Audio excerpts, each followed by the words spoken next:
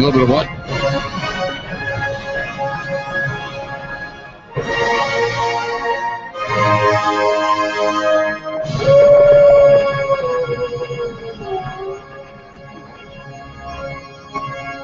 I am ready now. Coming to you from the Radio for One studios in Franklin, Michigan. Welcome to the Detroit Cast. Big fan. Big fan. A show not just free of charge, but free of FCC regulations. And what can we expect? Surprises! Engineered by Jay Timko and produced by Eric Beatty. And without further delay, it's showtime. Please welcome the Detroit Cast. Here are your hosts, Mike and Jay.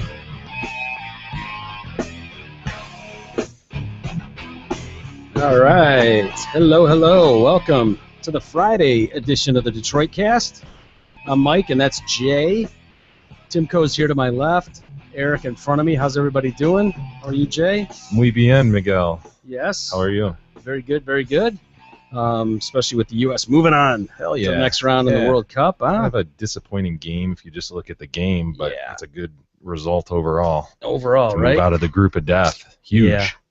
And we'll break that down a little bit. Some interesting FIFA news, World Cup news in general coming up here. Also, an update on your vet museum. You were pretty intrigued with the vet museum that had the Sinkhole. sinkhole, yeah. What? And so some interesting stuff there. Also, update on the lost kid, the little boy that was lost. We'll get into that here shortly. The Santa Barbara, that little twerp. With the Father, big mother, lips. father, mother, mother, Yeah. father. That turd, his father. I feel so bad for his dad. I mean, I know that sounds weird, but I really kind of think his dad was blindsided by a lot of this. Maybe due to his own fault, but he's going to be doing speaking with Barbara Walters coming up on Friday. Yeah, because he was a big-time director or a producer Yeah. in Hollywood, right? Mm-hmm. Yep. Did the what were the movies? Avatar? that he worked on? Or No. worked with James Cameron on something. Oh, maybe. But he did the what the hell was it? Not the Hobbit things, like Really? was it Lord of the Rings? I saw It was one of those like that Hmm. that I never watched, but yeah. But why don't we start with the FIFA stuff? Hey, they've made their ruling on Suarez, Yeah. Luis Suarez, The biter. the cannibal. I love that nickname. That's really the cannibal. They Dude, call it. after 3 instances, you deserve it. Yeah, and they when we left it yesterday when we were talking about it, they were investigating all this. Oh, yeah. They had Extensive investigation, ongoing. yeah, which makes sense in a murder case, but when the whole world is watching the same thing at the same time, it doesn't take much of an investigation. It seemed absurd that they would need to pool all resources and let's get this guy's account of things and Yeah, you might find Joe Schmo's DVR and just push rewind, then play. Yeah. Rewind, then play. Yep. Indeed, he that's- bit him. Yeah. Indeed, he did. fast forward about 10 seconds, watch him pull down his jersey, See the bite and mark? there they are. Wow, what do you know? Make our ruling. Well, at least they didn't drag this on for 2 months. They did make a ruling. I thought it was rather weak, to be honest with you. Maybe soccer people will feel that it was a fair punishment. You'd know more than I would. I thought it was weak given that he had a bit more the second time he did this, and this being the third time. Yeah, And on this stage, on the World Cup stage. To do right, where the actual world is watching. that. Yeah. But he's going to miss the rest of the World Cup. Banned today for 9 international matches in 4 months. He plays for Liverpool. He's going to miss the start of the upcoming Premier League season and the club's Championship League games this fall. The ban also covers Uruguay's next 9 international matches, which stretch beyond the next 4 months and will most likely rule him out of the start of next year's Copa America. Oh, so have they ruled a certain amount of months, or was it number of games? It says 9 matches international games and he'll miss. 4 months. So they Okay. obviously want it to be more than just the World Cup. Yeah. Is right. That's what that says. Yeah. Because you figure they could be out in One game. one game, and then what do? Pick it up in 4 years. Yeah. So they had to do something, but No, but I read that as more than just simply 9 games. It's 9 international games because, Yeah. again, these guys are playing for their club and their country. So he's missing club time as well with Liverpool, like you say, and they play in Yeah. English Premier, and then they'll also play in Champions League. So he'll miss quite a bit. It's more than the 10-game suspension he had during the second biting incident. All right. But there were, again, people saying it ought to be a lifetime ban. Yeah, that's kind of what I thought. If this dude wasn't so sweet, probably would be. Really? Yeah. Well, you got to learn from this one, right? He's never going to do it again, right? Well, if history's taught us one thing, it's that it repeats itself. And he's third-time offender now. If we don't see reports like that he's seeking counseling on some level, you would think, well, what's the point? Next time he gets frustrated, that seems to be his go-to move, right? Most of us say, fuck, you know, somebody. Shove a guy. He runs up and bites them with those crazy buck teeth. Arr. Yeah, he just looks like a rabid dog. In addition, FIFA said he'll serve he will serve the ban starting this weekend and will have to pay an addition $112,000 fine, which I'm assuming he makes plenty. Yeah. That's a drop in the bucket, right? The remaining match suspension shall be served in Uruguay's next FIFA World Cup matches as long as the team qualifies and/or in the representative team's subsequent official matches. I don't know exactly what that means, but okay, sounds good. It's just international matches essentially. Tricky because it's where they are now, it's 16 teams, right? Yeah. And this is where it gets really fun. Yeah, but it's also single game elimination, so it's hard to put like it sounds like the trick for them, not like you've got a season and you know they're playing 16 games, so you can just rule them out for X amount of time. Yeah. It's like, well, you're probably going to lose your next game, so then we have to still tack on time after that, make sure you're punished sufficiently. Right. Yeah. And so if they were to win it all, how many games would they play? 4? 4 more. Yeah. 4 total. So, well, that'd be a good chunk of them. And then what's the next international matches they would play? Is that what they mean by the more qualifying or the Copa America next year? Is that what that would? Yeah. Okay. There's a couple tournaments that happen and then they start the qualifying cycle again. Yeah.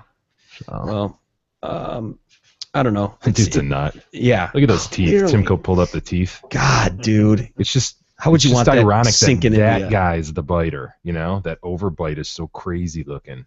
Yeah. Well, I was watching Alexi Lawless. Alexi Lawless. Alexi Lawless, yeah. I saw him the other day when this first broke, the story, and he was talking about how it was disturbing to him because after the last time this happened, he was really kind of outspoken about how he was worried about his family and his children and didn't want his past behaviors on and off the field to reflect poorly on them, and felt that they were going to be treated differently because of his actions, and he didn't want that, and so he's really learned from this. Yeah, that was his big PR story going forward. Was I have these young kids now, and I'm a different man, and here we go. And then here, and it's like he tracked that victim down like a dog would do. Just so weird. I don't know. The other story today that's funny. Gary Oldman is really, really, really, really sorry for his Playboy interview, with his horrible comments. It's just so ironic, this whole story. Like, he's bitching about the fact that people have to go on this PR thing and this politically correct world is bullshit. It's crazy. It's just what a nightmare. Well, I don't know if we have video of this, if it's out there even. Do you know, Timko, is it out there? Yeah, there's part of it here. He was on Kimmel, I guess, and he, I guess, grew weepy on camera. So whereas Jonah went on Fallon, Gary Oldman goes on Kimmel. Okay. Yeah, and went on, and he apologized for the comments in the Playboy interview. I said some things that were poorly considered, and once I had seen it printed, I could see that it was offensive, insensitive, pernicious. Pernicious. Pernicious. You said pernicious? Pernicious. It was pernicious. He's an actor. You have to remember. And ill-informed. Ill-informed and pernicious. I have deeply injured and wounded a great many people. I'm sure. Is he talking about like life off the battlefield now? He sounds like something a warrior would say. I have deeply, not just injured, deeply injured and wounded a great many people. From my heart, I profoundly, and I do say profoundly apologize. I am sorry. I do believe I am sorry. He is profoundly, and I do say profoundly sorry. Twice. Holy shit. Those are, by the way, his first public remarks since the controversy emerged. Is that the video there of him on Kimmel? Yeah, it's like the first part. There's 2 parts. Okay. Yes, tonight is a very fine actor, and not just because he has an accent. You know him from many films, including Dracula, The Contender, the Harry Potter series, and the last 3 Batmen. Next up, RoboCop, which opens in theaters tomorrow. Please say hello to Gary Oldman. RoboCop. He'll open with apologies, right? He's not gonna close with apologies. He'll open with it. That'll be his opening thing, right? His opening song. Yeah, I didn't know he was in RoboCop either. Gary, I just want to apologize. I thought your blowhole was going to have a forceful. Well, I'm right now. I'm Commando. You're Yeah, because some of the volcanic cocoa. Right. Yeah. So my underwear is in the dressing room. Well, that's a nice gift for Valentine's Day, honey. I dipped my RoboCop opened underpants in like 6 months chocolate. ago. It looked like It's something out on else. DVD. Oh, yeah. Well, thank you for doing that and for always participating in our nonsense. We do appreciate it. Hey, I'm local and cheap. Hey, are you a football fan? And I mean real football, American football, with a point on each end. I can't say I understand it. So Okay, did are he we not? sure- I don't know. He didn't know this the is- I apology. admire. We have a this second video. Yeah, is it possible that this is a old video? Because he's talking about American football and He's talking about RoboCop. RoboCop that came out like 6 Yeah, months I wonder ago. if this isn't old. I bet it is. It is. From February 2014. Well, see if there's yeah. Okay. That was all that came up. Yeah. Well, all right. It happens. Anyway, it's funny. I always feel like when we talk about things like this, I'm on one side and I'm just disappointed in these people for apologizing, and I've had plenty of rant. We all have about this stuff, and it's one of those things where I'm starting to doubt. Like, Are there other people that feel the same way?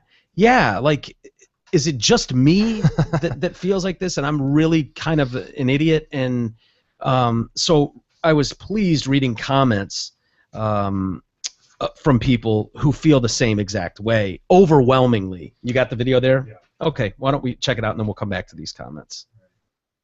Take 2, I'm Gary glad to Oldman. see you. Thank you for coming. I know you've had a very unpleasant day today, and I think a lot of people expected that you would cancel on us, and I appreciate that you did not cancel on us and that you came here tonight. Yeah. You had a lot of apologizing that you did today because of a Playboy magazine article, an interview that you did with Playboy. Yeah, it was an article I did with Playboy. And I said some things that were poorly considered.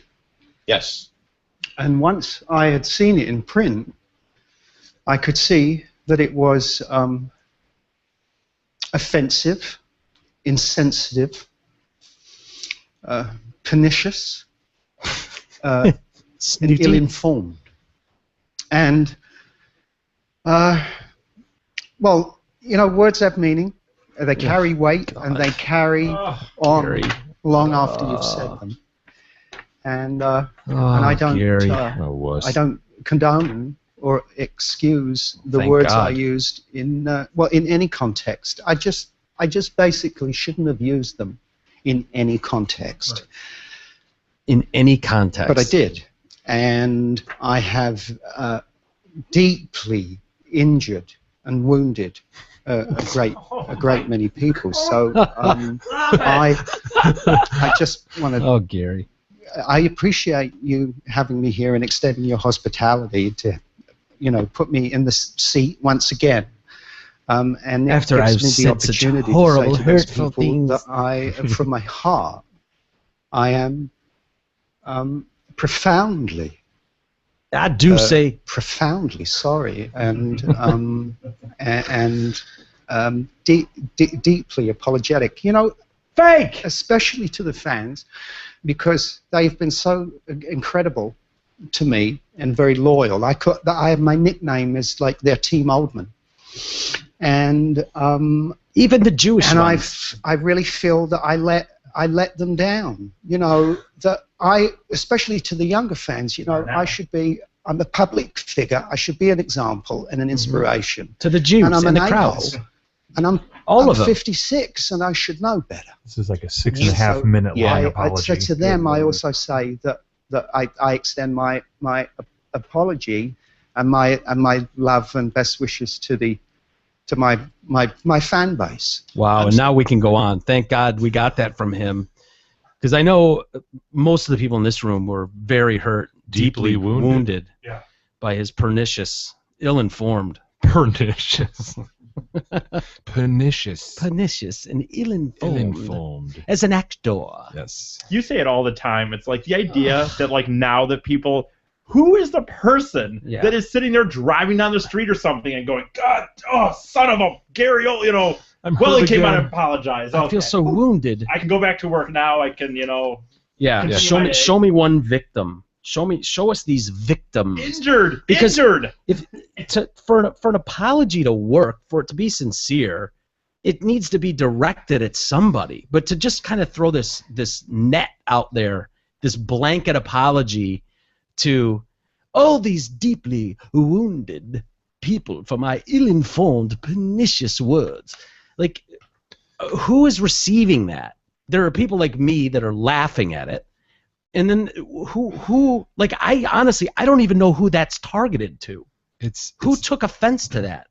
It's just everyone. He's apologizing because that's not what is expected now. Everyone is expected to mind their P's and Q's, and so we should all be offended, Mike. We should all be offended. Right. Well, again, as I keep saying, day after day after day, I'm offended by that horse shit, because he got it right the first time. What he really felt was what he said the first time, not after thinking about it and having a team of handlers come in and go, oh no, damage control time, Gary, you really fucked up, sir.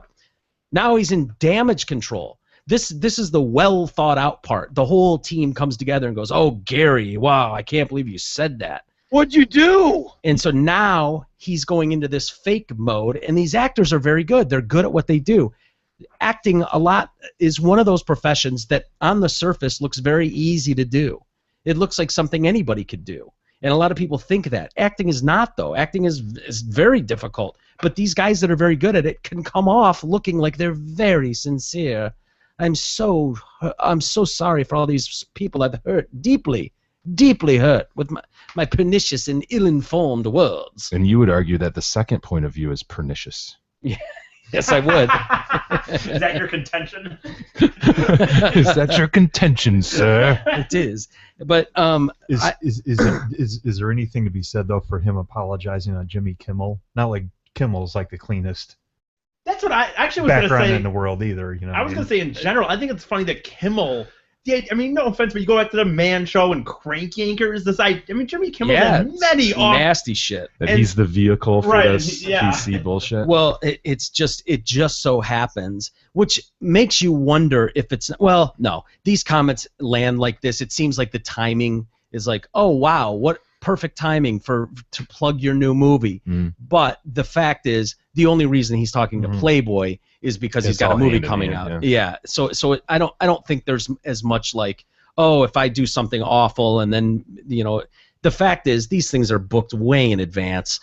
So Kimmel, it just so happens that he was on Kimmel first. It was probably payback for the fact that he did the Tonight Show first last time. And Kimmel's happy as shit because everybody cares about Gary Oldman on his show, whereas before, not Batman and Harry Potter. Okay. Yeah. You have ever watched Gary Oldman? No. He got twice the ratings bump last night because of that. Yeah. Because of that thing. So yeah, for Kimmel, it's perfect. But and what are you going to do? Say you can't call him out on the spot like that. It's like you got to kind of let him do that. As pathetic as it is. But as I was saying before, Timko found the video there. I was interested in reading the comments to see if people were like, thank God he apologized now, you know, or if people were really negative about him for those hurtful, pernicious comments he made that were so ill-informed. I didn't know, or if people were going to feel like we did. And I'm glad to report that overwhelmingly people are more taking shots at him for the apologies. For example, one guy says, Oldman was completely correct the first time. Never apologized for telling the truth.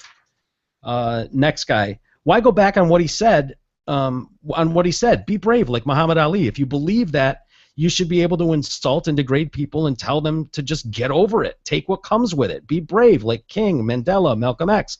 Of course, two are already an already long and lucrative career. Why would Jews be offended by someone saying they run Hollywood? They aren't part of some ethnic club, but the most powerful players there are Jews. They've done some pretty spectacular work over the years, and some horrible bombs as well. Get over it, people.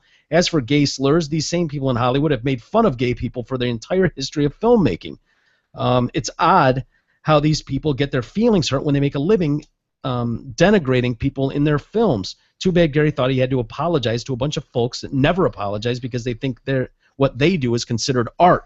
That's a great point. You know, Jonah Hill wasn't apologizing for saying faggot multiple times in movies. Yet on one street corner once, in a bit of anger, pissed off at some guy trailing him all day, he calls him a faggot, and now he's got to go on the most obnoxious, over-the-top apology tour. And if that's offensive in any context, as they've been telling us, then why isn't it just as offensive in the movie with his character? Why do they get the ability to say, well, that's art, that's separate? Yeah. If it's so offensive and hurtful to people, why are you putting that word out there 500 times with your character in the movie you just mentioned? And as we've talked about, the fact is, one instance, it's a reactionary thing. He's reacting. It's spur of the moment. It wasn't planned out. In these movies, it's known for months. You rehearse it. It's written out. It's planned. You can't get carefully more placed. Absolutely, it is. And then it's promoted. And then it's sold to mass audience. It's delivered to millions of people, and then it's promoted again and sold in DVD form. And why is that acceptable? Because he's the one that told us meaning doesn't matter, context doesn't matter, words hurt. Well, if that's true, then boy, oh boy, Hollywood's got a real problem, because it happens all the time, usually in the best jokes in the movies, by the way. Right. Just saying. I think that's a very valid point that they make there. Next guy, had total respect for Gary for telling the truth, but alas, he has returned to PC hell to save himself. Hollywood represents all that is wrong with America. Self-serving narcissist, self-absorbed, godless hypocrites who are too busy selling their souls for fame at the expense of complete social and moral decay. Too bad, Gary. You had it right the first time. Let me get this straight. He's apologizing for being un-PC while giving his opinion about how too PC the world is now. I see. The thought police must have got to him. That's perfect. It says it perfectly right there. Totally. It's sad. It's a sad world we live in when the guy can't speak his mind without the PC bandwagon jumping on him. Next guy says, can you say Donald Sterling? Stirling. The next guy says, can you spell Donald Sterling? I love the infights they get into. Too bad, so sad. The Gestapo will drag down another re-education camp for you. Nice. And they go on and on. There's pages of them, man. But most people. Well, that should make you feel good, Mike. It does. It does. But I don't see any end in sight. Point of view.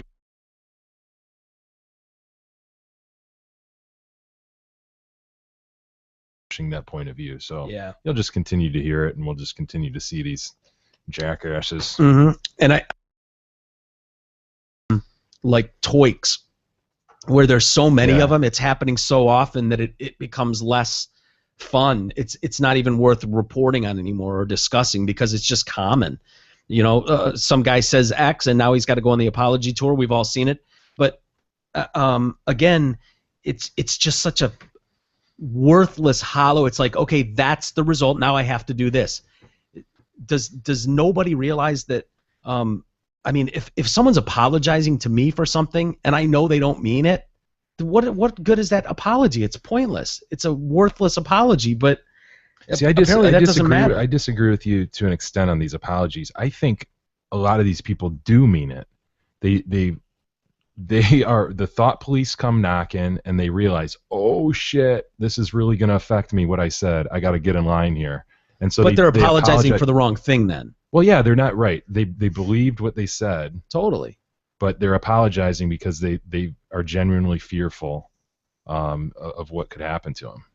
Yeah. Like, I don't look at Gary's and go fake. I look at Gary's and go, it's fucking sad, man. Yeah. That, you know, you believed what you said. You didn't blurt it out like Jonah did.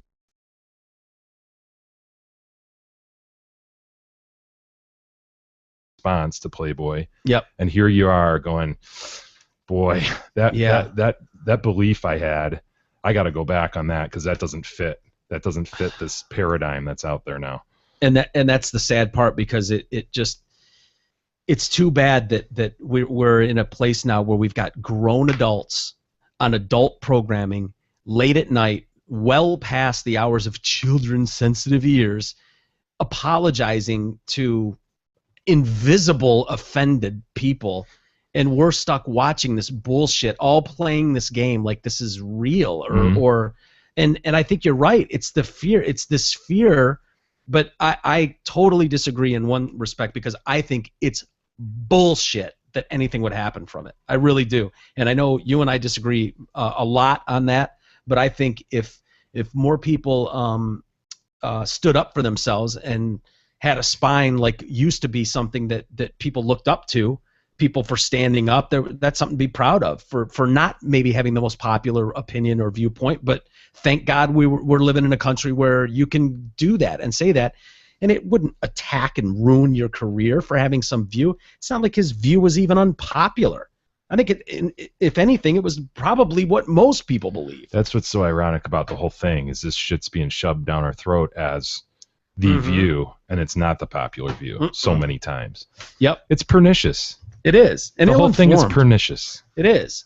And, you know, if it would have been surprising to me if I would have read those comments and I had to cherry pick a couple comments. They were one after another. I saw that. Yeah. I was surprised by that. But if it would have been like a complete row, the opposite, where people were, wow, I was so offended by what he said in the interview. Oh, man, thank God he apologized. But that wasn't the case. Yeah, the whole thing's just based on this false premise that there's all these offendees out there. Mm-hmm. Well, I'd really love to know what it really is. If there really is this machine that gets on them, their agents or lawyers, whatever, and gets damage control going. If it's their publicity departments, media people are driving this and acting like, oh man, you don't even realize the damage you've just caused, and they go into spin. Yeah. Or if they really, one guy says, oh man, have you read that article? It just came out in Playboy. You should check it out, and they read it and really have a change of heart. I don't believe that. No. Yeah. It's too bad, but I think it's the former, not the latter. Really? I knew that would get Eric. That was a very pernicious statement you just made. Oh my God, I love words like that. I wish I wasn't following this story as much as I probably should have been. This missing Detroit boy. Crazy story, man. Yeah, who was found alive yesterday, and it's amazing what happened here. This kid's been missing for like a week and a half, 11 days. In Detroit, his name is he's the fifth, Charlie. Bothwell. I'm sorry, folks. Bothwell the fifth. And he went missing, and the police found him yesterday, not in some abandoned warehouse or in some master's house basement. They found him in his parents' basement. So kind of tucked away with it's like some food but not a lot, and kind of just this is in a large plastic drum. Bedding was also found nearby. But that was my question to you, because apparently the feds have gone in there and been in the basement. Dogs have been in there sniffing around, which wasn't there the whole time, right? Right. It would have to be, otherwise the dog him. The Totally. police. Yeah, it's a weird story because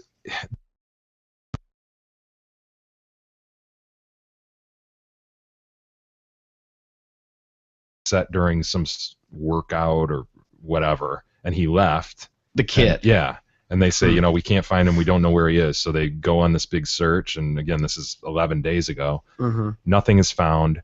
The dad ends up going on Nancy Grace. We all know and love Nancy Grace. So there he is in a split screen with Nancy Grace. And she's Nancy, just giving him the stink eye the whole giving time. him the stink eye. Where do you think, giving him the third degree. And then she gets a little whisper in her ear that, there's breaking news. And we're just hearing that they've found your son. And we get to see on live, or what was live TV with Nancy Grace split screen. Exactly his reaction. And as you say, acting is very hard, Mike. Yes. Actors are actors for a reason, which we're going to see from Charlie Bothewell the fourth. Who is the dad? Yeah, who is thrust onto the acting scene, allegedly, perhaps. Yes. I don't know. Well, you can tell by the look on his face and the reaction, the body language, everything, that he is utterly shocked that this breaking news is coming together right now. Right now. Like, he may have foreseen having to kind of explain this at some point, maybe. That's what it looked to me. But not right now on Nancy Grace. No, and she ain't buying it either. You can tell. We have the video there. Are people able to see this, Jay? The video. They should be. They should be able to. We've been trying to stream the video when we watch YouTube and different videos like that, and sometimes it goes through. Some people say they aren't seeing it; they're seeing a black screen. So we're still working it out. Okay. So if you don't see it, the video will be up on the webpage, obviously. Okay. And right before you hit go here, we do have to say, this is developing, totally alleged. This is just our observation of this thing. We don't know what's going to come of this. Great point. Yeah, no doubt about it. The kid has been released from the hospital today to his biological mother, his biological mother. But whether we're not dad's saying involved or whatever. It's just it's a very strange circumstance here on Nancy Grace. It's a very rare and odd thing to get someone's actual reaction to what we often wonder, like how did we always hear the police were suspicious of the way he reacted when he found out his wife died. And you're like, I wonder what that looked like. Right? We're getting to see it. We're getting a first-hand account right there. Boom, exactly what happens in those moments. And can you prepare for how you're supposed to react in some manner? No, we can't say exactly how you're supposed to do it. There's no rule book for how people are supposed to react in certain situations. But there are things where you would go, I don't think I would react that way. And I'll just say this. I would have asked a question instead of reacting a certain way. And we'll talk about that in a minute. Yeah. What that question would have been. Well, let's check it out. Out to the father of the missing 12-year-old boy, Charlie. With me is his father, Charlie Bothell. Charlie, we're getting reports that your son has been found in your basement.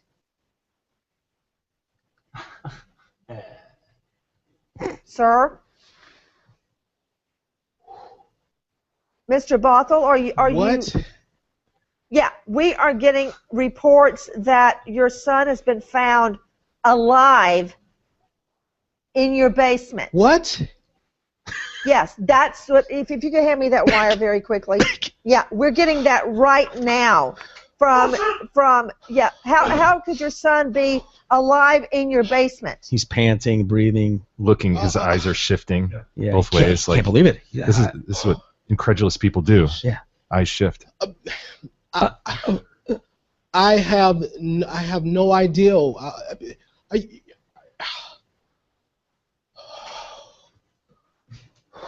Now, this is just a report that we are hearing out of Detroit that we're trying to confirm. Everybody in New York, please get on it. So, you're Charles, and I'm Nancy. You say we are just getting reports that your son has been found in your basement. My immediate response: is he okay? He is alive. Oh, thank God. Oh my God. Oh my God. Thank God. He's okay. Yeah. He's Click. alive. Okay, and here go my headphones. Click. I'm out. Gone. Yeah. To go see my son who's alive in my basement that's been missing for 11 days. Do we still have you there? Are you No, still I'm gone. there? I'm gone. I'm 2 miles away at this point. Dust. Phew. Gone. I'm not going to throw up my hands. I'm not going to shift my eyes. I'm not going to not ask a question. Pant. Think. How are you supposed Put to my hand over react? my heart. Pant. Are you? Oh my gosh. What? Wait. How do you? How is? Sir? How is the first thing out of your mouth not? Is he okay? Because it takes the John second Benet time. Ramsey is what would have found in my basement. Found in my basement. Yeah, found in my basement, What does missing that its mean? head. Right. Of course. Ugh. And the way she words it isn't he was found alive. Yeah. He was found in your basement. Now think about that. As far as you know, your kid's been missing for 11 days. Can a kid Why? survive 11 days without food or water in a basement somewhere? Right. No. You'd Why be would your dead. assumption be that he would be alive? It would almost Yeah. be after 11 days, you're assuming the worst. You know. Of course you would be. And Everybody you're told would. he's found, and it's. And it takes 20 seconds of panting and dead air for finally she comes back and throws him more rope and says, "Hey, he's been found alive in your basement." So all that time, not once does he ask, "Is he okay? Is he alive? What? How do you know?" It's the strangest reaction I've ever seen. Can we watch it one more time? Anything, I really want to see his reaction. Or does it continue? Have you guys seen the full more of this video? I've seen that, and then just yeah. Well, why don't we continue it here? I guess we'll just hit play and we'll see if it keeps Let me know when we get Charlie Langton from WWJ. WWJ. Sir, did you check your basement? Charlie Langton, the lawyer. I checked my basement. The FBI checked my basement. The Detroit police checked my basement. My wife checked my basement. I've been down there several times. We've all been checking. How? Okay, this is what we are hearing, that the missing 12-year-old boy has been found alive and well in his father's basement. Now, this is what I don't understand why you guys would have reported he's missing, and all our viewers have been on the lookout for him. Nancy's having none of it. No. We've been on the lookout for him. We searched that entire house repeatedly. The FBI searched, the Detroit police searched. We've all searched. Oh, God, they brought dogs, everything. Everybody is searched. What? Oh, God, my son. Have you checked your cell phone? That's the first time you even mentioned something. My cell phone is dead. I thought my son was. Down here, I left it in the car charging because it had died on me. Oh, God. And you're telling us that you searched your basement and your wife searched your basement. Was he under a blanket or something? Like where I would have missed him for 11 days? My wife searched my basement. Was he hiding in a corner or something? FBI searched my basement. The Detroit police searched my basement. Right, we've heard all this. We've all searched my basement multiple times. I mean, yes. They had the dogs search. Okay. We've all searched the basement. Were you trying to prove? But were the police searching your basement or the FBI? Did you search it? You know Where'd they search? Where was it? Chance Is it the to basement? call home and see what Well, you phone's can find dead. out. He can't call Charlie home. Langton, Yeah. WWJ News. Hi, Charlie, Nancy. We're Yeah. getting reports tonight that the boy has been found Please, alive he's talking in to someone Daddy's off camera. basement. Yeah, Nancy, we're just getting word right now, and we've just basically confirmed that the boy has been found alive in the father's basement. In the We're basement. just getting reports right The guy's now like, that that yes! is true. Yes! And literally, it just broke moments ago. Now, why the father didn't know about that for the last 11 days? What did He's trying to make a call now. Somebody gave him a cell phone. What the child ate. All of those are questions that we are trying to get reports on right now. All right, so where We was this understand kid that, when but everybody's we're sending searching? news crews right now to the scene. He was clearly removed from the house. He had to have been. Either he removed himself, somebody removed him, and the talk from the chief came out and gave a little presser after, and he seemed very suspicious given where the kid was found and how the barrier was constructed, that the kid could have barricaded himself in there. Mm-hmm. We've got a lie detector, I think, from the dad, right? Yeah. But not from the stepmom. Yeah, he says, I'm shocked. The police looked, FBI, all that. To imply that I knew my son was in the basement is absurd. He was swarmed by reporters outside his house when he arrived home Wednesday evening. I thought my son was dead. he said as he broke down in tears and hugged a reporter, which we found out was Gordon. Guy Gordon. The thing was, Guy Gordon towered over this guy in the video, and he's a little man. Yeah, Guy Gordon's not a big dude. No, he's a little man, so this guy must be wee. James Craig, who you mentioned there, the Detroit police chief, told reporters Wednesday that the boy's father had taken a polygraph test about his son's disappearance, but the stepmother declined to do so. Is it possible that that he had no idea? And I mean, I guess anything's possible at this point. Right. And maybe it was, I don't know, man. Yeah, you hate to speculate, story, especially dude. with a local family. But yeah, it just doesn't. We're gonna find out quick, and this may be one of those where unfortunately we do this. Something happens that in the morning it's different, but I guarantee it, Jay. This story's gonna fall apart gonna go really quick. Yeah. Yeah. So he was released to his mother, and so clearly they're looking hard at the family. The police chief also said that when they found the kid, that he appeared to be hiding and did not announce himself. In other words, when they came down, it wasn't like he went, "I'm over here," and you found me. Like he almost didn't want to be found, maybe. Or it's strange, man. It's very strange. Well, I guess it's a happy ending. Yeah. If nothing more, thank God the kid's okay. Yeah. But there's no doubt it's weird. The good thing is it's easy to break a 12-year-old.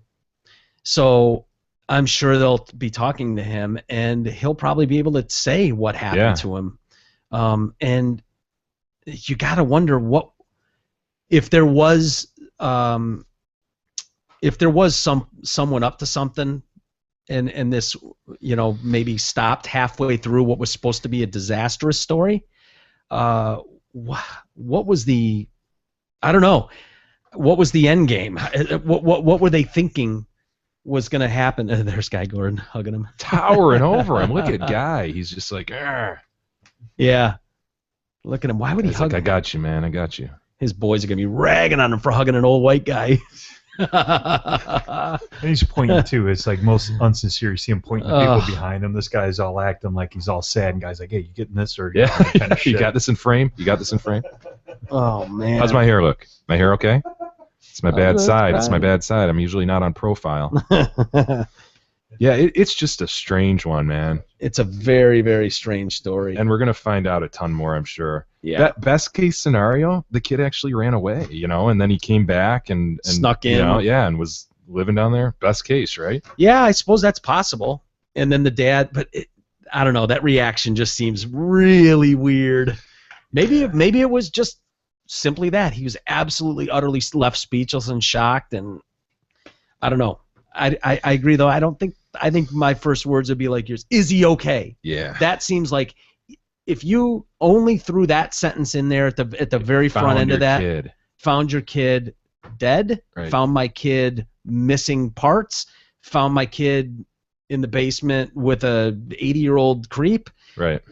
What are the circumstances that then I wouldn't. Then the rest of the reaction I could accept, I guess. But the fact that any parent I've ever met, it seems like is he alive would be an automatic. But I don't know, man. Weird story, very weird story, that's for sure. And unfortunately, by the time this airs, I guarantee you, people listening are gonna be like, "You dumbasses, dude, that was settled hours ago. Are you kidding me? We knew about that yesterday." Yeah. So we're calling it now. Thank you for saying that, Jay, because we're calling it now that this story will be worthless. Watch, there could be like a slow speed Bronco chase and all this shit that leads up after, and here we are talking. Yeah, they found this kid. It's crazy. Wow, thanks, geniuses. This guy could go out in a blaze of glory, just be this huge SWAT team action, whatever. Of course, some parents' reactions be, "Is he okay?" Yeah, he's not going to be for long, hiding in the damn basement. I'm going to bust his ass. Right. That would have been a more reasonable reaction. It's not going to be after I get to him. Well, why don't we take a quick break just for a second, and because Eric's tired out.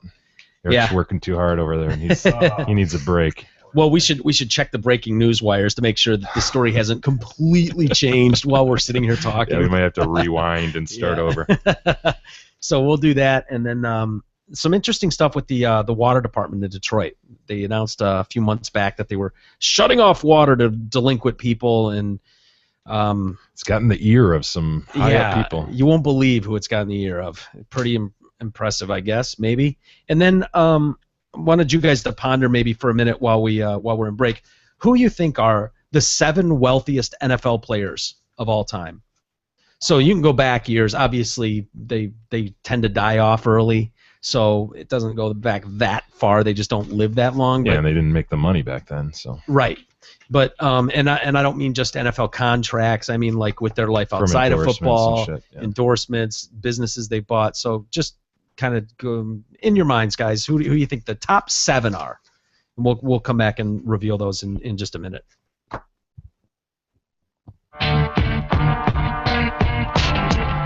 The Detroit Cast continues after this short break.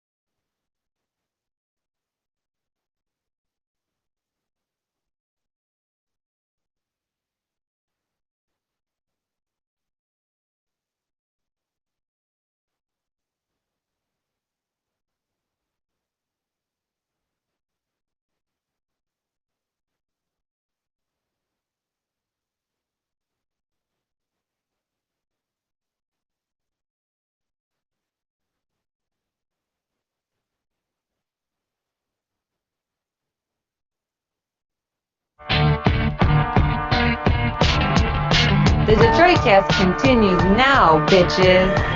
Here's Mike and Jay.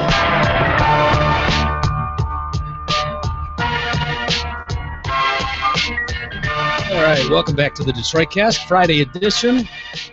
Mike and Jay here, and oh man, I was interested to see your Corvette museum back in the news. Yeah, I remember we talked about this a few weeks ago, the sinkhole that just happened to open up at the most inopportune time and place. Yeah. Underneath an enormous Corvette museum, causing like 8 or 9 vintage vets to fall. Don't you remember? Yeah. When you guys were talking about, don't you remember the one guy emailed in even, and he said he had gone down to see the Corvette museum, and he said there's a bunch of sinkholes in the road or something by it. Yeah, he said that area. Yeah. He was familiar with that area, and there's like a lot of limestone or whatever it is that gives out. Well, we'll fill you in what's going on there in a minute, but I thought this was interesting too today in the paper, and we mentioned this just before the break. The water cutoffs that have gone on downtown Detroit, and they've had a problem downtown with people not paying their bills, their water bills, and I know, and so it was fascinating reading the numbers. They were saying that the department announced it was starting a campaign to target tens of thousands of Detroiters with balances like over $150 or overdue, over 150 overdue and more than 2 months behind. Half of the nearly 324,000 water and sewage accounts are overdue. Half. What the hell? About 4,500 people. But what's interesting, and I had to reread this a couple times, I was like, what am I missing here? Why would the United Nations get involved in this little story in Detroit? I couldn't believe that when I saw it either. But they have. United Nations experts say that Detroit's decision to cut off water to residents who haven't paid their bills may violate international human rights. Jeez. Well, lawyer, does that seem possible? Know nothing about international human rights laws, but you know more than me. If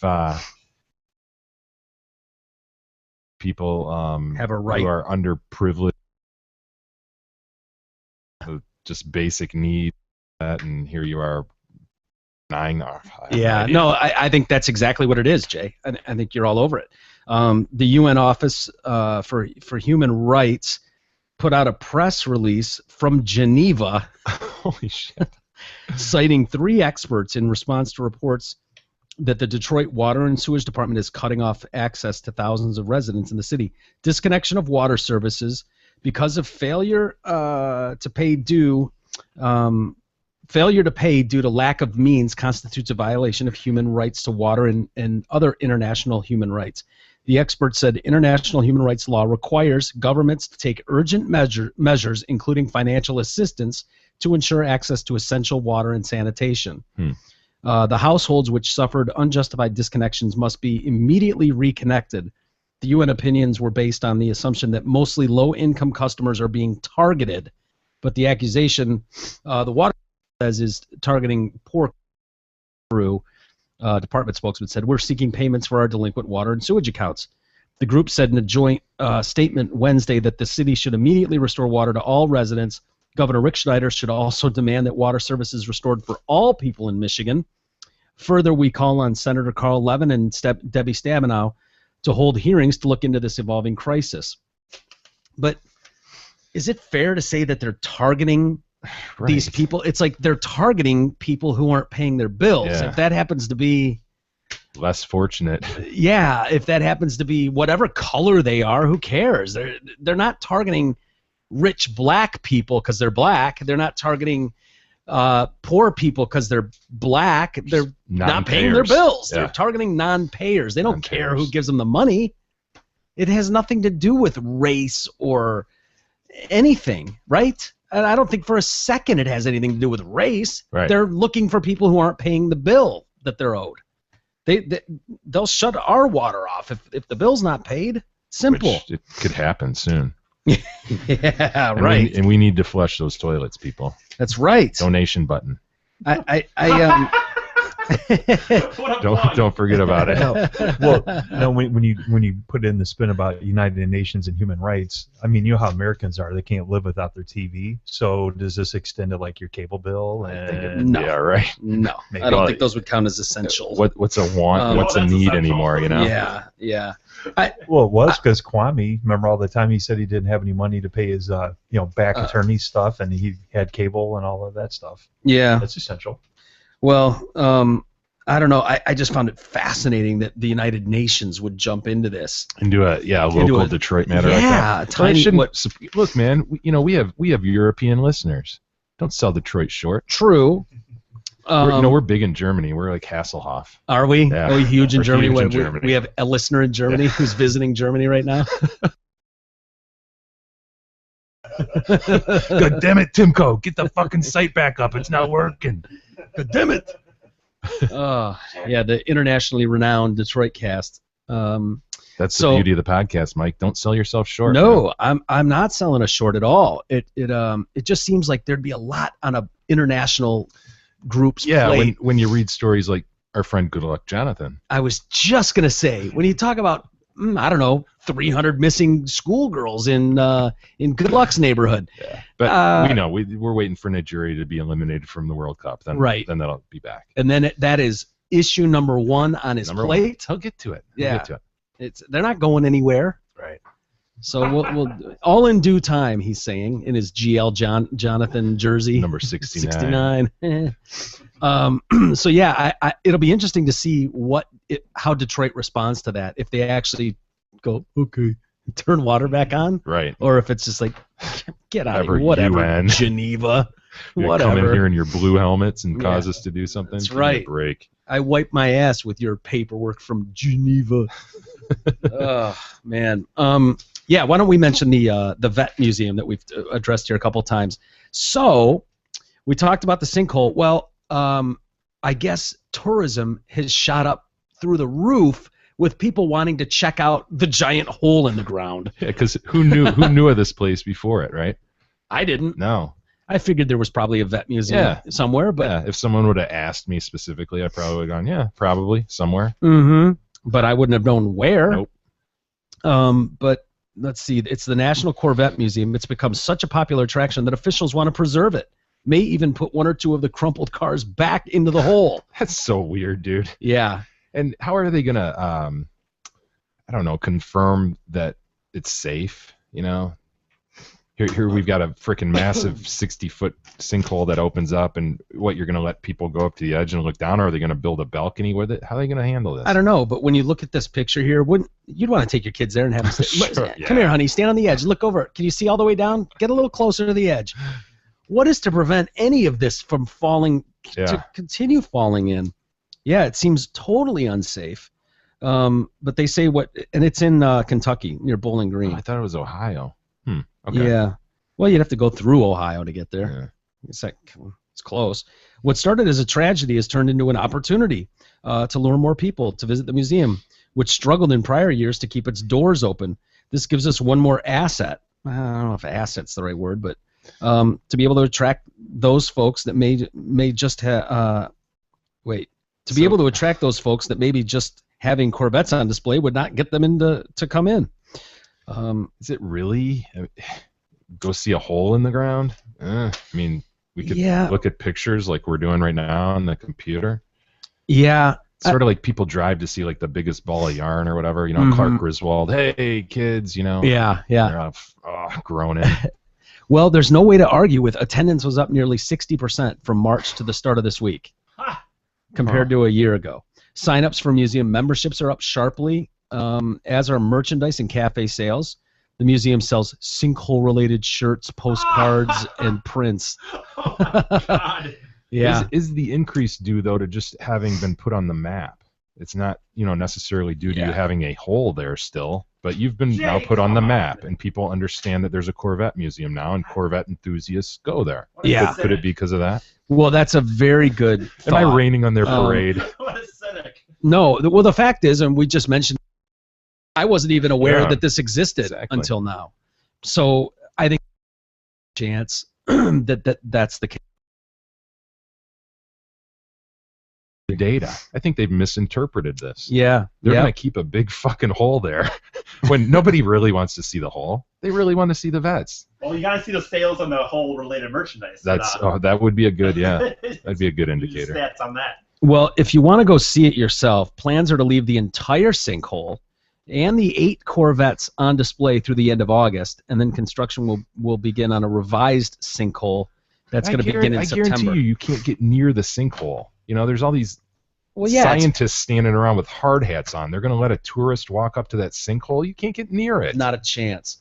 Unless they build something above. A bridge. Yeah, some sort of balcony thing. Catamaran or something. Catamaran. Is that what it is? Catwalk? Cat. A ship inside the, or a boat inside the do hole. that. You'd have to fill it with water. Why not? Make it a pool. We can make. Now you're thinking. See, we're thinking outside the box now. I like it. It's funny. I was reading the cars that took the plunge. They mention them, and it's like the 2001 Mallet Hammer Z06 Vet. The Sounds important. Yeah, it does, doesn't it? The 1962 Black Corvette, a 93 ZR1 Spider, an 84 PPG pace car, a 92 white 1. I swear to God, I'm reading this. I'm like, the 92 white 1 Millanth, the Millanth Corvette. Okay, that sounds cool. And I'm like, oh, you fucking idiots. The white 1 millionth Corvette. For 5 minutes, I'm like, what is I've never even heard of a millionth. What is the white 1 millionth Corvette? Oh, millionth. Duh. And then I'm like, oh, they lost a white 1.5 millionth Corvette too. Oh, the 1.5 millionth Corvette. A 2009 ZR1 Blue Devil, a 93 Ruby Red 40th anniversary Corvette as well. So, yeah, I'm sure they're sweet.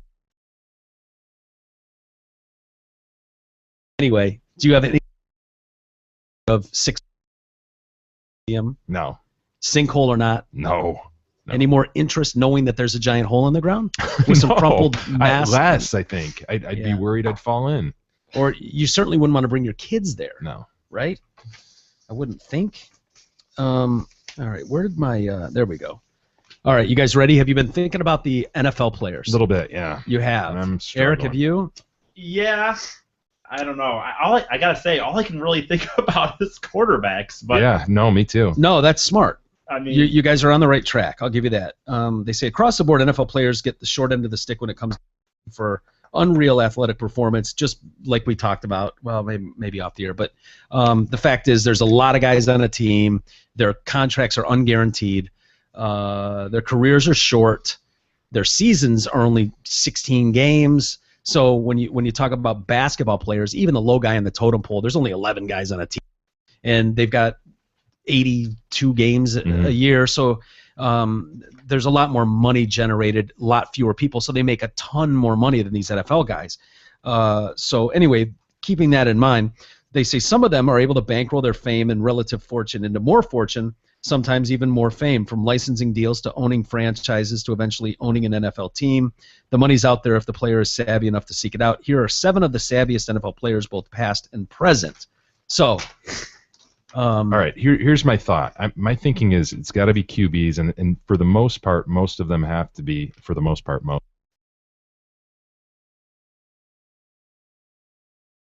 contracts, realizing that some of these guys market and have money coming from other directions. Right. So I'm going to go with Brady, Favre, Montana, Elway. Okay. And then I'm going to jump back on Timko's suggestion to go with Bradshaw, given that although he didn't make a lot while he was playing, he's been in broadcasting forever, so I'm kind of throwing that in as a dark horse. And then I'm going another... I will tell you, he's had about 7 wives and paid out a fuckload of money. I forgot about I think he's personal... had bankruptcies, too. Okay. So Bradshaw, take him off. So Bradshaw and Marino are off then? I'm not going to say Marino. I'm not going to say Bradshaw then. But I am going to go... I'm going to try to go with someone older, old school, who's been involved in some other things. Ditka? Just kind of as a dark horse. Ditka? I know. And then we were thinking Deion Sanders too. Me and Big E both thought about that one. I thought about that myself. He's not on the list, but Deion would have been a good pick. He made a lot of money, played 2 sports. He's had multiple ventures outside of sports and broadcast. You want me to read the list? Yeah. Eric, do you broadcaster. You already said Brady. I would probably first off the bat. First ones there. Brady, Favre, Montana, Elway. Those are all on the list. Wow. Okay. Very good picks. Of the 7, you got 4 of them right.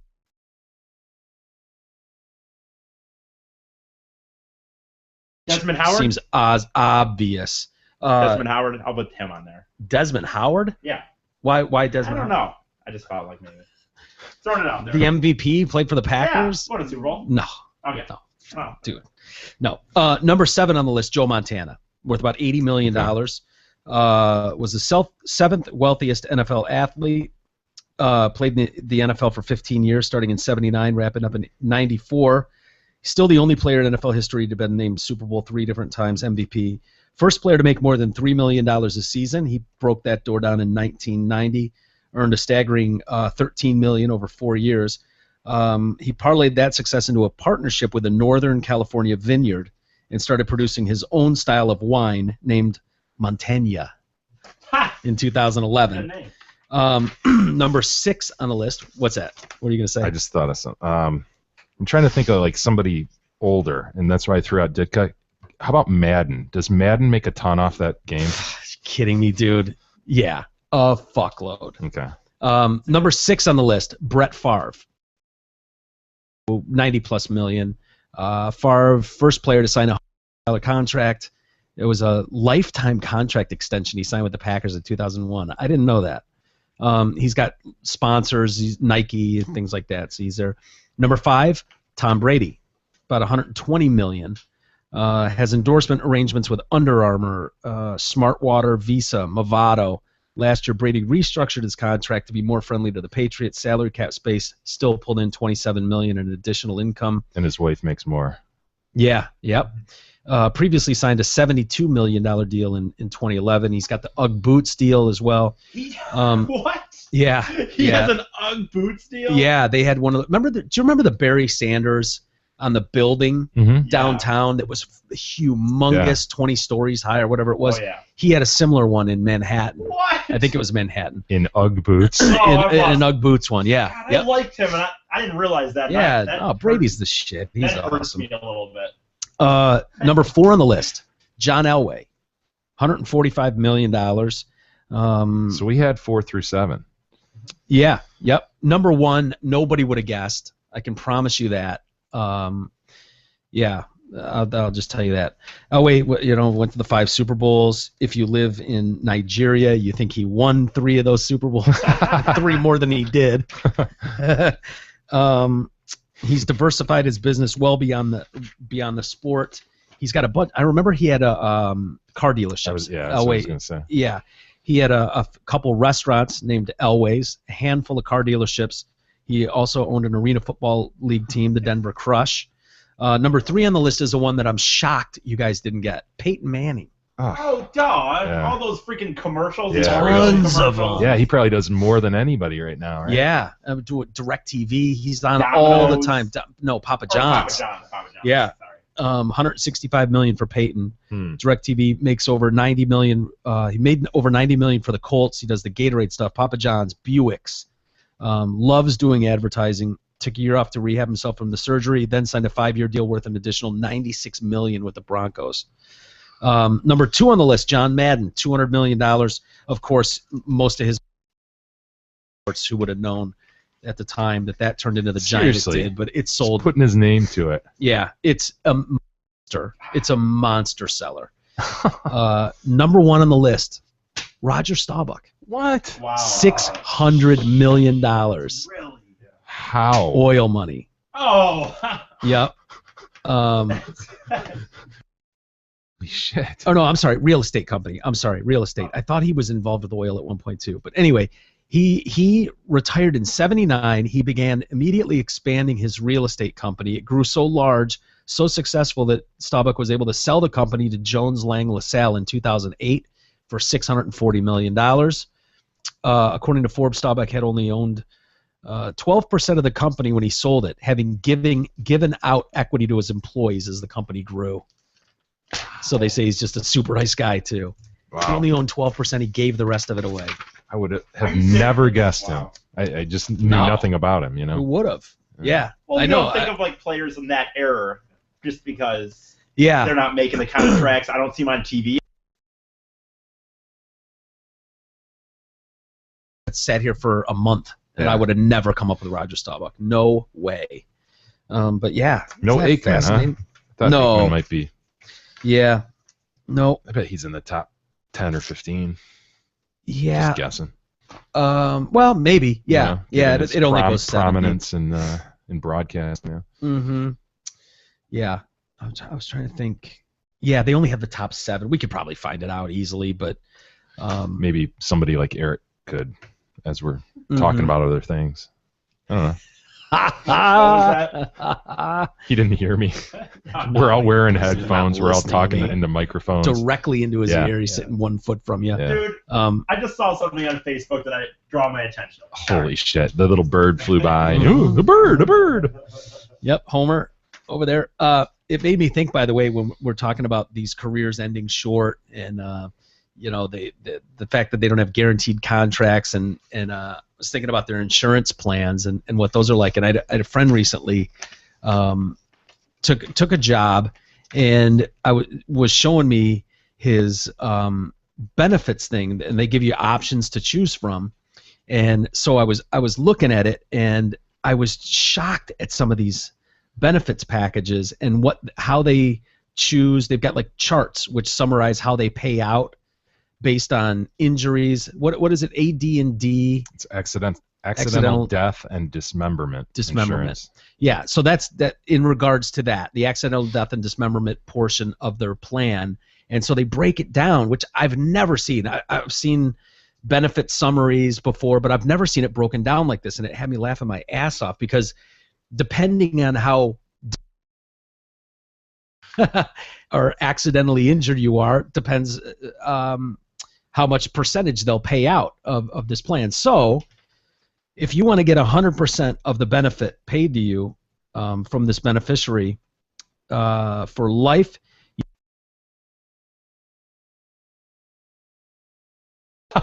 You know what that's like? It's like the black. Remember at the end of it, he's just sitting there as a still torso. trying to fight. Yeah. It's just a flesh wound. It's just a flesh wound. Yeah. Still got this one. That's all right. Any combination of hand, foot, or sight of one eye. So if you can lose a hand and one eye, and they'll pay you 100%. A foot and an eye. Oh my God. Yeah. Brain damage. Okay. Any level, Eric? No. Anyway, that's so loose. That's such a gushy definition. What's that mean? Brain damage. Does it mean Eric? If it applies to you, Like, you're could probably we insure not. Eric and then just take him in and collect? Go. Yeah, just To run your tests. Do your run them through the ringer. Brain damage. I guess if you qualify for the brain damage part, you're not going to be in the capacity to go figure that out. Yeah. Paralysis of both arms and both legs. God. I know. Speech and hearing. Got to lose them both, though. So Helen Keller would qualify for 100%. Yeah. Yep. But now we get into the tough part, though, where they're haggling and they're like, no, we're not giving you 100% of benefits. Are you shitting me? Yeah. No. Permanently severed at or above the elbow. At or above. Wouldn't you just want it at? Why would you want it just above? You wouldn't, because then you lose your bicep. You couldn't lift weights anymore and strengthen that bi. Yeah. God. You'd have to just kind of super glue them to your stump. What a mess. To do it, but you know, you could do it. One leg permanently severed at or above the knee. Could you imagine how pissed you'd be at the doctor if he decided, I'm going to let you bend a stump, and it cost you 25% more of your benefits? God damn it, doctor. Get back in. You're not done. You're taking more. I'm still above the knee, my man. Above the knee. You want to get paid? I got to get paid.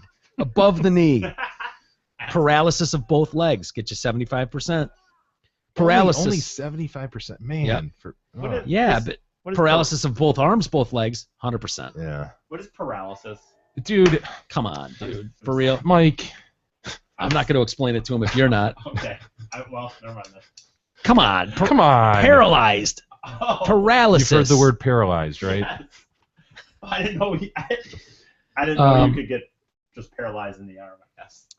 So paralysis of both legs, paralysis of one arm and both legs, or both arms and one leg. So if you've got one that still works, It is literally the Black Knight, which Timko has pulled out. This Yeah. is what's going on here. Yep. If the Black Knight were to leave right now, he would get what 25%? Well, he's only missing one arm. No, he's not worth All right, well, shit right give him now. a second. Give him a second. But he's not at this point. He's worth jack shit. Uh-oh. Now he's worth a little more. Both arms gone. Both arms gone. Okay. He can still kick. That means he's got 2 working legs. Okay. You are indeed brave tonight, but the fight is mine. Oh, I don't know. Did he lose 2 arms? Do you have on the list 2 arms? Lost of 2 arms? Let's see. 100%. Both legs 75%. Look, stop that. Chicken. I don't see both arms though. Look, I'll have your leg. Oh, Here no. goes. Yep. Now we're talking serious bucks. Now we're into the 50, Yeah. 50 to 75%. Yeah. All right, he's hopping on one leg. I'm invincible. He's headbutting him. Both hands, both feet, or sight of both eyes get you 100%. No, he can still see. Oh, and there we go. Now he's lost both hands, or both legs and both arms. Yeah, now we're a torso and a head. Yeah, that's worthy of 100%. And that's fair. I think that's fair. That is fair. Yeah. If you're going to end up like that, yeah. Yeah. Now, when you get into paralysis of one arm and both legs, or both arms and one leg, that's 75%. Loss of one hand, 50%. They're cutting you in half. Wait, As well, if this is interesting now. You're only giving up one hand for 50%. Or 1 foot. Or You could take or 1 foot. What would you rather lose, 1 hand or 1 foot? One hand. Left hand. You get to choose. I don't Left know. hand. I guess it doesn't matter. But one you hand. choose a one- hand over a foot, right? You were just talking about Yeah, giving up I a think nut so. the other day. I know, for 35 grand though. Right. Yeah, for 50% So we're of your talking. benefits. Yep, we're talking a lot here, right? Yeah, you would think. Yeah, you go ahead and enroll for the max. But loss of sight in one eye will also get you 50%. Would you rather lose sight in one eye? Value my sight. Loss of speech or hearing, 50%. Hearing. Hearing, really? Speech. If I can't talk, who cares? Well, that's kind of important for me. Gotta be able to hear too. Otherwise, I talk like this, and that sucks too. I don't want to be that guy ever. That guy sucks. And anybody who thinks I'm being insensitive right now, the person that this affects can't hear what I'm saying anyways, so it doesn't matter. I apologize for that joke. That was very insensitive. You deeply offended some people. It How was pernicious. soon- it was, and ill-informed. How soon, when you woke up and went, "Oh my God, I can't hear shit," would I be like, "Jay, I can't hear a thing," before I started talking like this and going, "Jay, I can't hear a fucking thing"? How soon would it be before you got to be this guy? Don't you talk normal How long's for a it while? take? Like, you would talk normal. I don't know. I've never had it happen, and I've never seen it happen to anybody. But I gotta think it would be pretty quick before you'd start falling into this guy. I would think you would just not know how loud you were talking sometimes. Like, imagine me. If I lost my hearing, Oh, I would God. just be yelling all the time. Well, you do anyways. Would it be more so? Like, I would Yeah, but then you'd be like, "You turn into this guy really, really quick." What is that? That's a weird phenomenon. That they go to this guy. It makes sense if It's you're not born funny, like Jay. that. It's Yeah, very Jay. insensitive. Jeez, my Pernicious of you, God. actually. I'm not sure we've right. heard people talk like that who once had hearing and lost hearing. I think what we're hearing are people born who have been deaf the whole time Yeah. and are trying to compensate, so they They never go to this guy? formed- Yeah, Right. Jay, how insensitive. I'm just No, that's interesting. I don't know. I don't know the answer to that. If like flash bomb goes off and then you're all of a sudden this guy, or if it has to be from birth. Hey, Jay, you could just you could be like, what's your boy on Just Shoot Me? Oh, Donnie. Slow Donnie. Paralysis of the arm and leg on either side of the body. Paralysis and leg on either side of the body gets 50% of your This benefits. is so technical and specific. You know, some actuarial dude has sat down with a calculator and all kinds of studies and And a figured bunch that of out, lawyers. you know? In a sense, Yeah. it has to do with stats, right? Yeah, Depending they've all on, figured that out based like, on stats. More people have been injured like this. And so it's and worth what more and money. what vocation could you still have, you know, with one Mhm. leg versus one arm, you know? Well, this is where we get ticky-tack, and it sucks, but you're talking about 25% take home, take it or leave it. Do we know how much money this is, or no? For hundreds of thousands. Okay. But now you're talking about, it's a chunk. Depends on what you enroll for, what you select. Right, yeah. But 25% loss of a thumb and index finger. Done. Thumb Do it. and index finger. Left hand? On the same hand. So you can't be like cute and go, give me a right thumb and a left index finger. That's bullshit. That gives you nothing. Weird looking, dude. It's got to be the same hand. Hi, Mike. Which means you're constantly doing that. Yeah. Hi. What could you do? Throwing gang signs like, what up? Doing the Stauskas. You could still middle finger people. Yeah. You could. You could flip people up. Lastly, paralysis of one arm or one leg. So if your leg just quits on you. No, one arm. Got to take the arm. Really? Yeah. You couldn't catch a football anymore. Dude, you can't walk anymore. I absolutely take an arm over a leg. You can't walk, dude. You know what I mean? Yeah, but walking's kind of overrated anyways. It really is. It's going to be absolutely pretty soon. So do any of these appeal to any of you guys? And honestly, if you're dumb, like seriously, if you've lost a thumb and an index finger, wouldn't you just go, all right, I'm taking a hand off and I'm going to get 50%? Oh, it's true. Right out the You got to gate. think that. Yeah. You would have to. You're already fucked. Got to have that conversation. Yeah, for sure. Can you write with just these 3 fingers? So what good is the rest of the hand anyways? Take it off. Do it above the elbow and clean house. Clean up, man. Yeah. Take them for 75%. You know what Simple. That reminds me of? Do you remember the Seinfeld where Kramer, he finds out about going into a coma, so he decides he doesn't want to be in a coma his whole life? Yeah. So he goes to the lawyer, and they're going through each individual thing, like, oh, your nervous system is broke. Yeah, and then but you can still breathe on your own. And Elaine's with him. I think we ride this one out. There's that one where he's like, I could still go to the coffee shop or something. Yeah. God, that show, so many references to that show. I know. It's so I hate good. to do it sometimes, but when you're reading that, it's exactly what it reminds me of. Elaine's in there.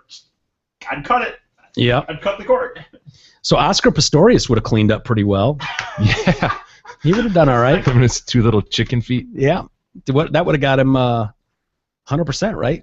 Missing both legs. Yeah.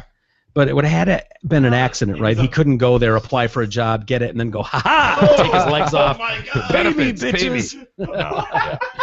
That's kind of the point of insurance. Right. They might see through that. Yeah. What would you do? Maybe have prosthetic legs and Yeah. normal. As soon as the ink's dry and the ink's not even dry in his contract, he's pop them both off. Pay me, bitches. He'd have to pretend like he fell down the stairs. Oh my God, my legs. My legs fell off. Crazy. By the way, speaking of Oscar Pistorius, he's completed his court-ordered psych evaluation. Remember that big delay in the trial? Yeah. Huge delay. I've never. Is that common Dude, that they where do are that? they? Australia or South Africa, right? Yes, milady.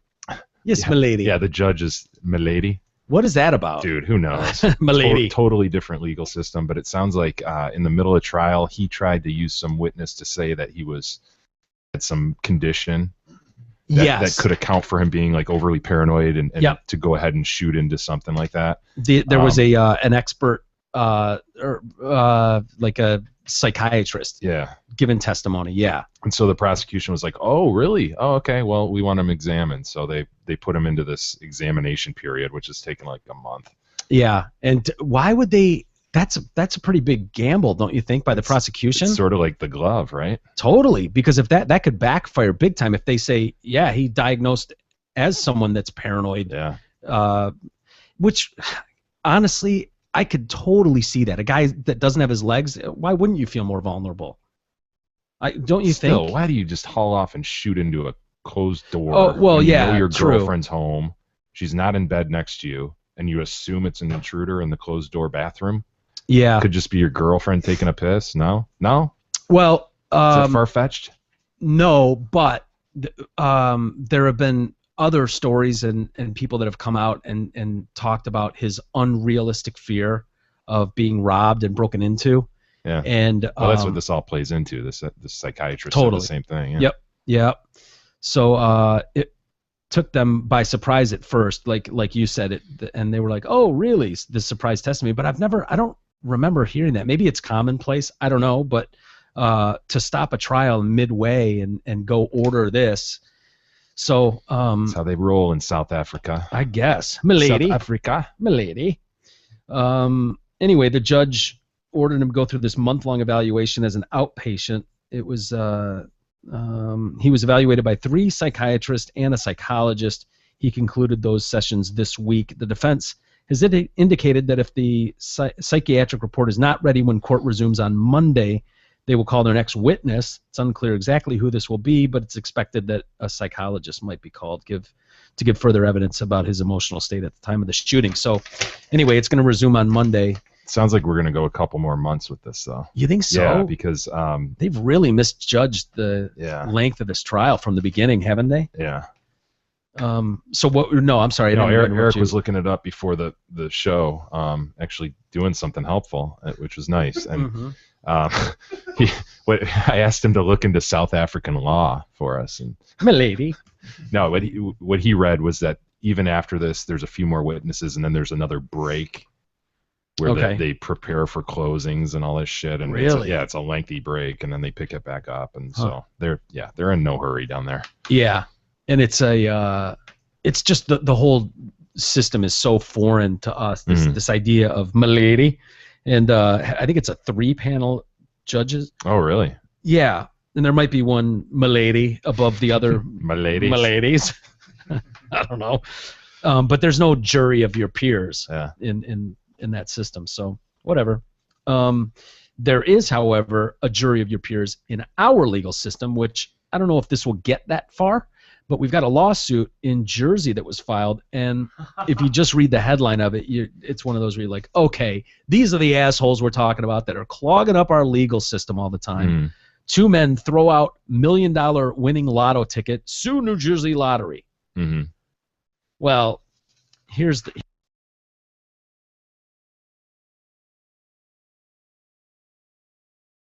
and Eric Anyango.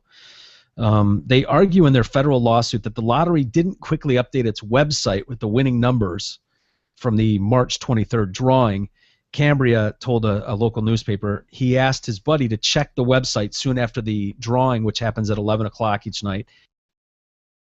The numbers didn't match. The men now think that the site was showing the previous drawing's numbers. They say they realized they had won the next day, but by then their ticket was on its way to a landfill in Canada. The men said they have 2 other tickets showing serial numbers that prove they had a winner.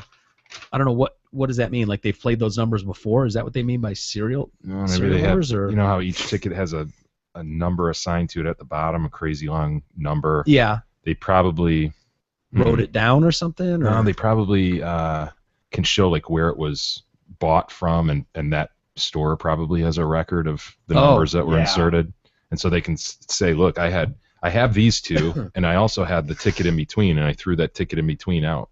Well, why would they not throw them all out? I know, dude. That's just weird. And why wouldn't they just, why is it? What's the hurry? Closely on the right? Okay, so the thing wasn't put out as quickly as they would have liked. They're used to checking the numbers at 11 or 11:01. Throw away, go, I'm gone. Throw away. So they were reading the prior day's numbers. Yeah. Exactly. Which, if that's the practice of the state to put it up at a certain time, and that's what they've gotten used to, that kind of sucks that the state didn't do it this time. Out of the realm. I've checked lottery numbers when I've missed it and checked it pretty fast after, and you just assume those are the numbers. Well, I would never think that. You wouldn't think to read like the date of the drawing? No, I would do that. I would do that. It's like someone filing suit against us that the show's not posted at 5 a.m. Yeah. Right. Calm down. It was yesterday's show. It really sucks for those guys, but I don't know, man. It's not like the state posted wrong numbers with the proper date and then said, oh, I'm sorry, it's really this number. That's what I thought the story was when I first read it. Oh, that they posted. These dudes didn't, they were used to getting the numbers at a certain time. Numbers weren't posted yet. Well, I think that it will come down to a technicality. If they claim that their numbers are updated at 11 p.m. and it was different this time, I think they might be able to have an argument. Certainly lawyers will take this case. Would you be interested in taking a case like this? If a guy came into your office and said, here's what happened, this is bullshit. I mean, they did buy the tickets. Or would you think it's frivolous? Don't you? I mean, I guess I'd want to know exactly how the system works, and how regular it really was, and updating, and are there advertisements by the system like, hey, we've got the numbers at such and such time, and it was regular regular for 3 years straight, and then this one day it wasn't. Yeah. I want to know that, but yeah. But it's not like they didn't because when anyone wins one of these, they say, "Oh, the ticket was sold at a 7-Eleven in Franklin, Michigan, or whatever." Yeah. So it's like they know a winning ticket was sold. They could go back and see that these guys bought it. There's no question there'd be, cameras. That's true. I feel like. That's true. Yeah. Yeah, you're right. You know what I'm saying, in a sense, like if they're able to say yes, we know somebody bought a ticket. And if, like they say, they have some proof and serial numbers to show that, I bought 3 of these. I don't have the one in the middle, but I've got the end 2.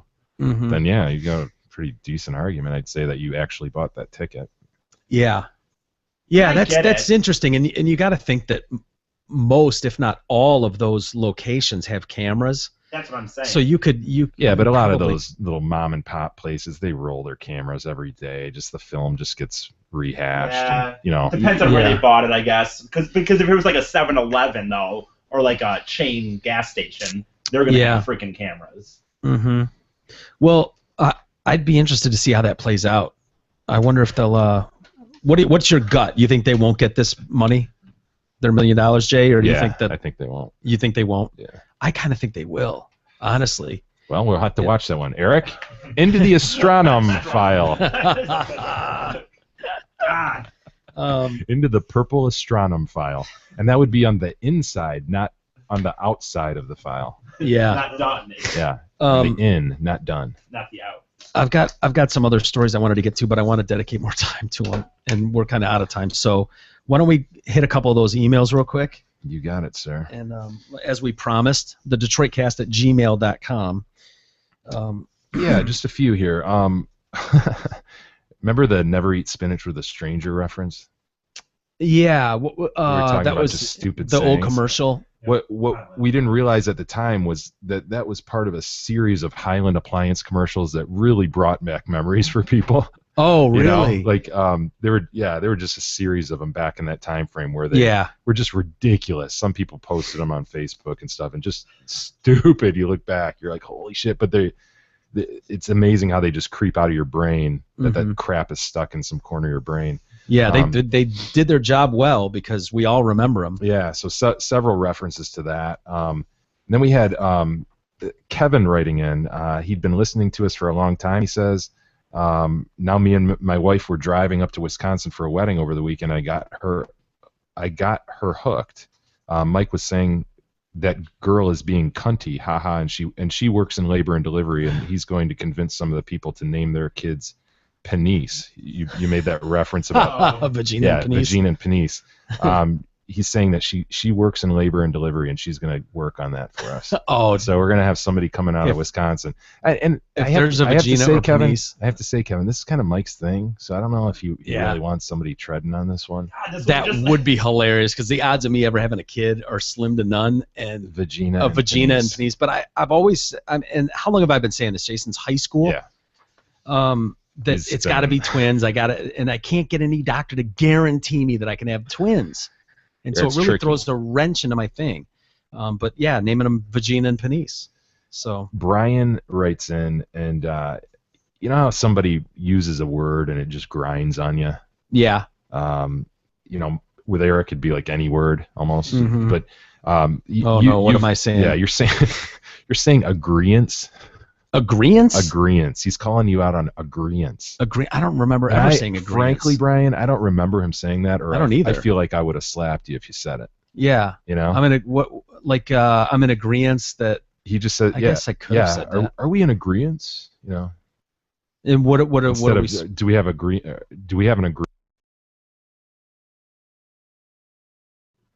Yeah. Tiki tack. Brian, come on, man. I'm not in agreement with him. I'm really not. He says that Fred Durst took shit for using agreeance a decade ago. So?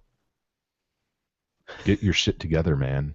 Quote unquote. I'm not in agreement with him, Jay. I'm just. But he does say, "Love you guys. Keep up the good work." So it's all in good fun, I think. Very good. I was called out. I'm not sure if it was in good fun, but I was called out for possibly having man boobs. Uh-oh. Oh, yeah. David Williams writes in, "Hey, Jay, the white shirt you wore for the Friday show," so this probably last week before, "the one with the 2 pockets on each tit, well, it makes you look like you have 2 man/woman boobs.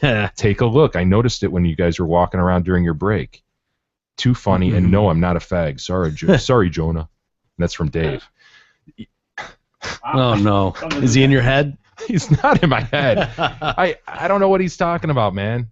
I don't either. You get the last guy that has titties. All right, and everybody knows you can shake it off. I'm not in agreement with him. Not in agreement. No. Everybody knows you can watch us on YouTube, right? People know that. They do. All right. Apparently that guy knows. That guy knows, and he's watching. He's watching closely, apparently. Yep. So that's it. That's it for email today. Okay. One Ask Eric, real quick. Jay, did I print one over? No. Where was it? I know basically what it is. What is it? He wants to know if it's ever appropriate to clip your fingernail. We did one of these, I think, one time from an actual. He was asking if it was okay to do it at the dinner table at a restaurant or something. Yeah, Some guy was asking. That was a real, and that was like a real one into freaking Miss Ask Manders Amy or or whatever, yeah. So what? Yeah, I think his example was at a doctor office or something. Definitely no, that not there. I'd say I'm not going to say 100%. I guess I would say, but probably like 95% no. I guess. Do you clip your nails? No, it's not appropriate. What? Do you clip your nails? I clip them, yes. You don't bite them? I mean, I do. Oh, God. No. I mean, I know that once in a while I sit there like this, but no, I clip them. All right. No, you mean do I bite them? Yeah, too, bite them down. Clipping? Right. No. Why? Do you think it's okay to clip them in public? No, absolutely Fuck not. no. That's weird. Yeah. That's very weird. I've If you're doing it anywhere outside of your bathroom. I will say, though, my dad, I remember this from when I was a little kid. He would carry a nail clipper, and he'd, like, clip a hangnail or something if you had a hangnail. Like, how random is that? That's very random. Yeah, you'd be like, oh, Dad, I'm gonna, and he'd be like, oh, pull a nail clipper out of his pocket. That's not that bad. I can't, because I won't rip those off. I'm too much of a pussy to rip one off. You got to get, like, thumb and forefinger. Just No, I won't do it. I will not do it. I'll wait till I get home or buy one on the way home or something. Jesus Christ. You'll stop and buy a nail clipper on the way home? I've done it. Oh, my God. Well, no. Have one at home? Not like on the way home, but like I've done it if I were like on the road or something. You stopped and bought a nail clipper to get a hangnail? Yes. God, you're a pussy. It's a weirdo. All right, let's call it. I've cut mine. Like I keep a set of nail clippers like in a guitar case. Did any of your guys in your band, Mike, ever do that? Because like, just for you go in, you just trim it on the spot. But it's technically public, but I'm not out there in front of everybody. Yeah, it's strange to do in public. That'd be, I don't know, what would you liken that to? That you're taking off a body, part of your body. Yeah, it's like I don't know. Be like picking your ears or something. Especially that sound. No. That sound of it, like your example, if you were in a doctor's office. That Yeah. Tink, tink. Everybody's just quietly looking at magazines. Right. Tink, tink. Q-tip and cleaning your ear. Yeah, it's worse because the Q-tip's not going to have shit flying off. Yeah, of the it. nails go everywhere. Yeah, right? yeah. You're never going to contain it. No, I don't understand how people can even ask the question. Yeah. Is it okay to do it in public? No, absolutely not. Yeah. Even Eric agrees with that. 95%.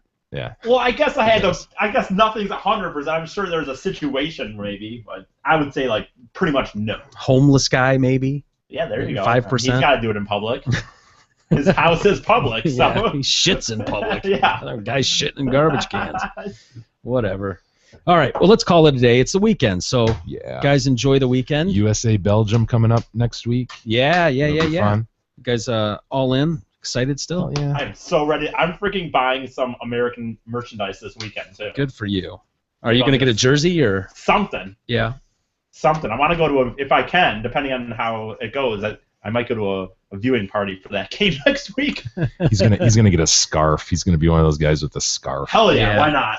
He would love it, man. Talking about the face painters. That's and the true. Crazy It's all clothes and okay to glasses. face. You're right. Yeah, those guys are stars over there. You'd fit I in. meant for soccer. Soccer loves you. You know Eric. what? I bet I still have some face paint. Maybe I'll break out the. Don't taint my sport, man. I'm gonna get so into it, Jay. Just for you. All right. Well, let's call it. And thanks everybody for listening and checking out the show. Make sure you tell someone about it. And thank you for just for listening and supporting us and supporting Izzy from the Humane Society. Click on the link to vote for Izzy and Wendy and Bella. That's going on for another few days. And everything there. Donate to the show, hit the store, YouTube, email us, thedetroitcast@gmail.com. And, we'll pick it up again on Monday. We'll see you then. Have a good weekend.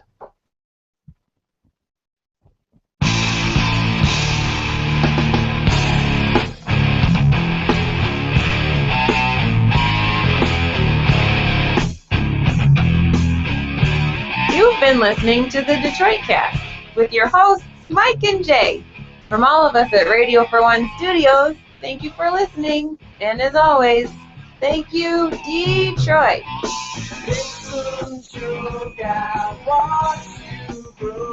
You know not what